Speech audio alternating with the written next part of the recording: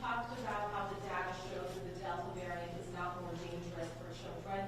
Could you tell me specifically what data you're looking at, and would you change course and possibly support a mask mandate if the data calls for it? So here's the question about Delta and the kids. So the American Academy of Pediatrics recently acknowledged that they're seeing that there's no evidence that they've seen that Delta is more impactful on kids than the prior variants. And if you look at the number of people, the people under 18 who've been hospitalized for COVID, in Florida, the whole pandemic, it's been between 1.1 and 1.3% of the total COVID positive patients.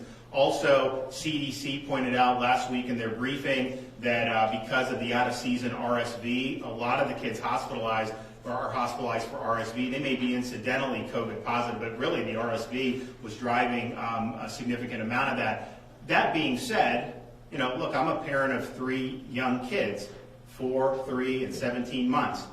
Someone pops a fever, I mean, as a parent, you start to get, it just causes you to really react. And so I don't want to belittle the idea that someone could end up having some symptoms, but I do think the data is pretty clear that we have not seen any difference in terms of the proportion, in terms of hospitalizations or mortality, which is a really, really good thing. And I think that that's something that is important just to point out. Again, not saying that people can't catch, not saying people can't test positive, but in terms of this being materially different from the COVID that we've seen so far, that has fortunately not been the case, and this is something that is having similar, relatively mild effects on kids. And I think it's also important to point out in perspective, nationally in the United States, if you look at the number of under 18 that have died with COVID, it's important to point out that counts people that are COVID positive that died for other reasons. And in most of these cases,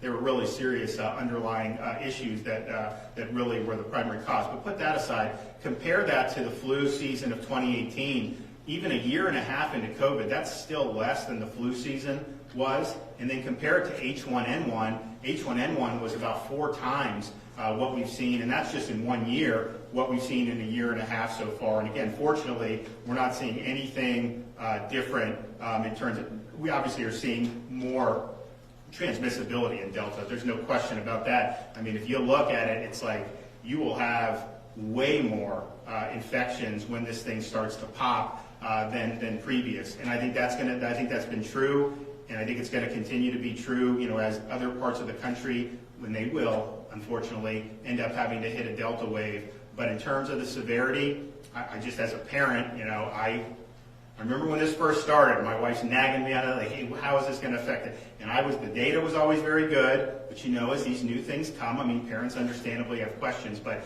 we've not seen any major changes in terms of that. And again, CDC had said that if you look at their briefing last week, and then if you look at the American Academy of Pediatrics, one of their leaders just said, they've not seen evidence of that. And I think that that's just been borne out with what we're seeing. Now, we have seen more school-age positive tests because we've seen a massive increase in tests being conducted. So while positive tests for people over 20 have declined on the 7-day average over the last couple of weeks, the total statewide average has remained relatively consistent, and a lot of that's being driven by those. But most of those are mild cases which are not presenting symptomatic illness. Okay, everybody, thank you. I got to run to the next stop, so we'll see you soon.